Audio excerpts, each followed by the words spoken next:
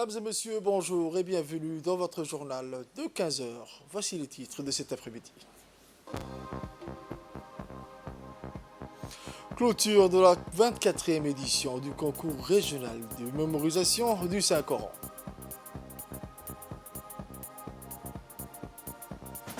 Aux nouvelles mondiales, au Zimbabwe, le Zimbabwe déclare l'état de catastrophe cause d'une sécheresse causée par El Niño, le phénomène. Les détails de ce journal à présent, mesdames et messieurs, après la fin des compétitions intenses qui ont duré 3 jours, tout le monde a répondu au rendez-vous hier avec la cérémonie de clôture de la 24e édition du concours régional de mémorisation du Coran, prix du chef de l'État. Comme à l'accoutumée, cet événement annuel a été présidé par le ministre des Affaires musulmanes, M. Moumin Hassan Barre, en présence de plusieurs membres du gouvernement et du comité et du jury. De hauts fonctionnaires du ministère ainsi qu'un certain nombre d'imams et de prédicateurs ont également assisté à cette cérémonie. Un concours coranique organisé pendant le mois du Ramadan par le ministre des Affaires musulmanes et des biens Warf, qui a regroupé cette année des candidats des pays voisins tels que la Somalie, l'Éthiopie, le Yémen, le Kenya, l'Ouganda, la Tanzanie, les Comores ainsi que Djibouti, pays hôte organisateur. Au cours des 3 derniers jours, les candidats ont concouru sur les 3 niveaux de la compétition, mémorisant le Saint-Coran, à savoir les 30, 20 et 10 chapitres.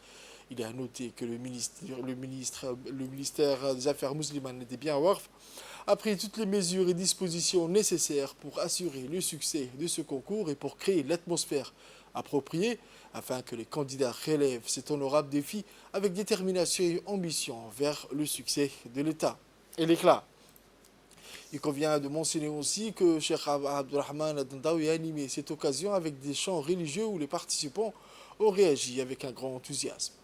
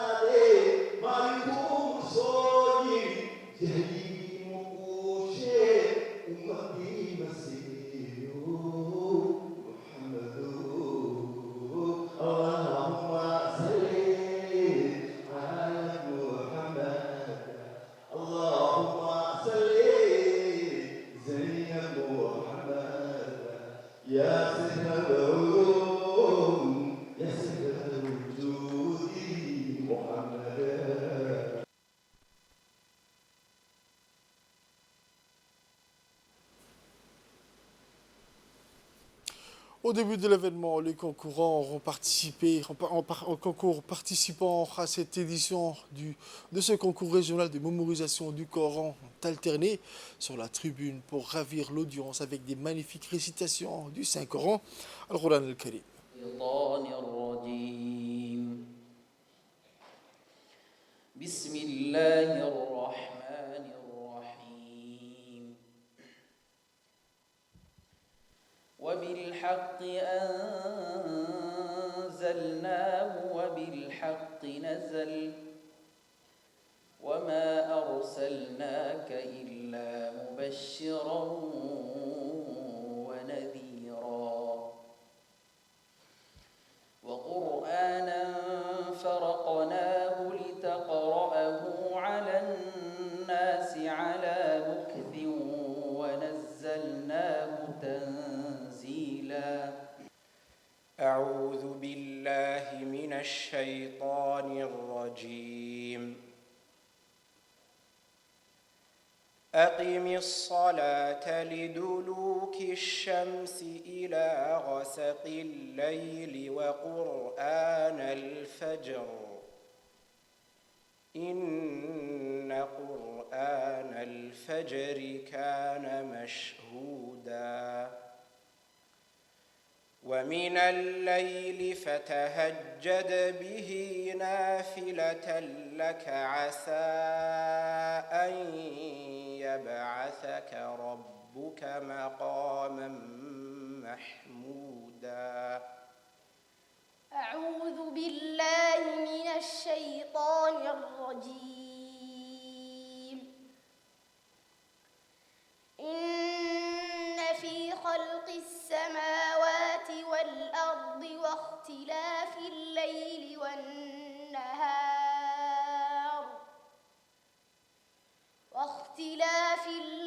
والنهار لآيات لأولي الألباب الذين يذكرون الله قياما وقعودا وعلى جنوبهم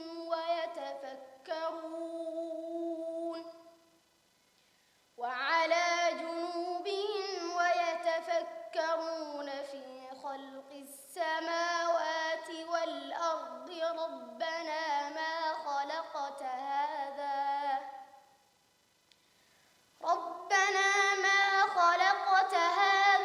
باطلا سبحانك فقنا عذاب النار.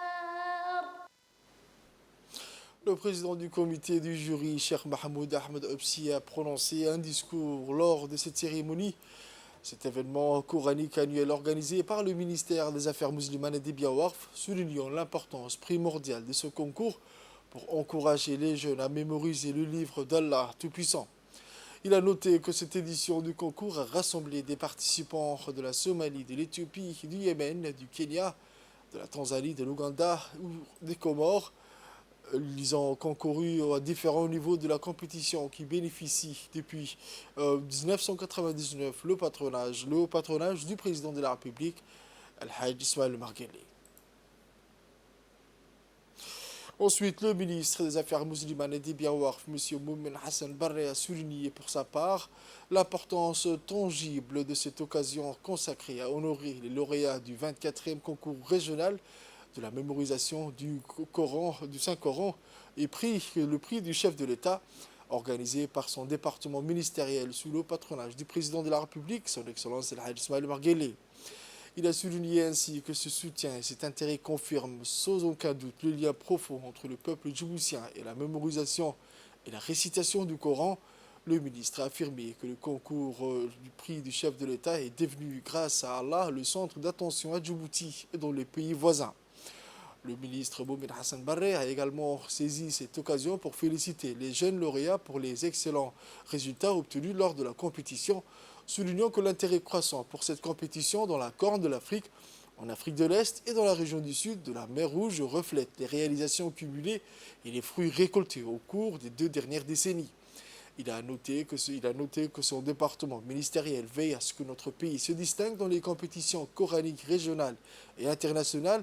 À cet égard, un département d'études coraniques et de récitation a été créé à l'Institut Al-Wasatiyah et de la culture de la paix dans le but de former des mémorisations compétents, des imams et des prédicateurs dotés d'une compréhension profonde des objectifs et des finalités de la religion pure afin de renforcer l'harmonie, la cohésion sociale et la paix dans nos communautés. La cérémonie s'est finalement clôturée par la remise des prix aux lauréats des 3 niveaux de cette compétition, par laquelle plusieurs semaines de préparation étaient nécessaires afin de contribuer à la préservation de l'héritage de l'islam et à la transmission des valeurs et des moralités véhiculées par le Coran aux nouvelles générations. À cet égard, le ministre Moumen Hassan Barre et les membres du gouvernement présents ont remis des prix précieux aux premiers lauréats comme suit. Youssouf Hamad Abbas de Djibouti a remporté la première place au premier niveau de 30 chapitres, 30 juz. Mohamed Fadi du Yémen, vainqueur du premier prix au deuxième niveau de 20 chapitres. Amin Abdelkader Mohamed d'Éthiopie, gagnant de la première place au troisième niveau de la compétition, 10 chapitres.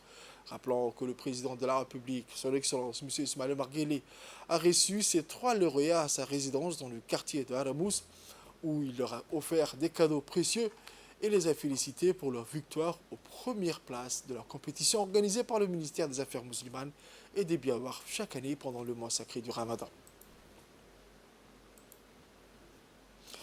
Autre actualité de ce journal, direction Mouloud, où la ministre de la Jeunesse et de la Culture, son Excellence le Dr Hibo Moumen Assowe, accompagné de ses proches collaborateurs, a répondu favorablement à l'invitation du comité pour le développement de Mouloud pour se rendre dans la localité de Mouloud, dans la région d'Idikil, dans l'après-midi de jeudi 4 avril 2024. À son arrivée à Mouloud, la ministre a été chaleureusement accueillie par les lauréats, par les autres autorités de la région, notamment le préfet de la région, M. Hassan Abdiroble, le président du conseil régional, M. Mahat Hussein Ahmed, le sous-préfet, le président du comité de développement de Mouloud, les élus régionaux, le colonel du RAD, les hauts cadres de la région, les mouvements associatifs de la jeunesse et des femmes. En compagnie des autorités régionales, la milice s'est rendue sur la plateforme sportive de la localité pour lancer successivement les finales du tournoi du Ramadan de football et de pétanque organisé par le CDC de Mouloud. Après avoir assisté à ces finales passionnantes, la ministre de la Jeunesse et de la Culture, en présence à ses côtés des hautes autorités de la région d'Idikil, a eu une rencontre enrichissante avec le comité du développement de Mouloud et les mouvements associatifs des jeunes et de la jeunesse de la sous-préfecture de Mouloud. Enfin, cette visite s'est clôturée par une cérémonie émouvante de remise des prix des tournois du Ramadan, un événement sportif organisé sur l'étendue de la République de Djibouti pendant le mois béni du Ramadan.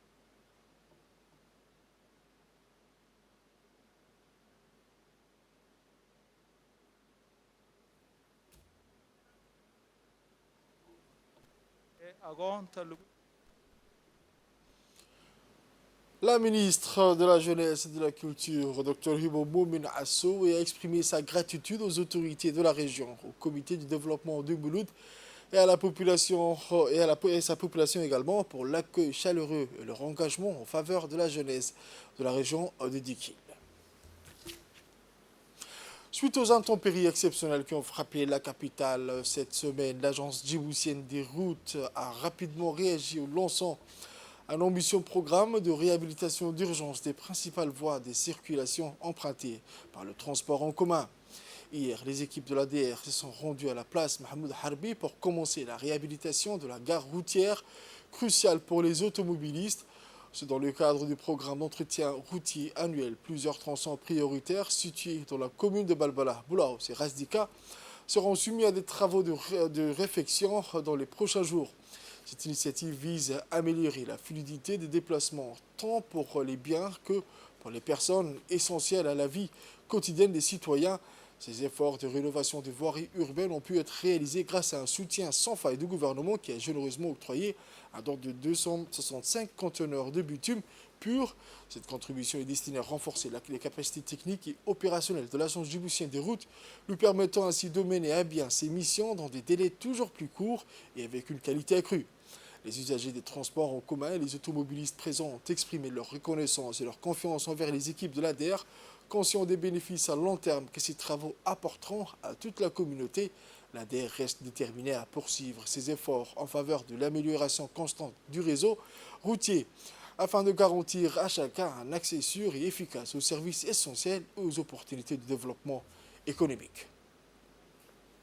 Fait divers de ce journal, c'est dans le cadre des actions de lutte contre la contrebande de la brigade de la douane d'Ali Sabié, en collaboration avec les éléments de la police de détachement d'Ali Sabié, ont intercepté à proximité périphérique du secteur de la ville d'Ali Sabié une importante quantité de marchandises de contrebande.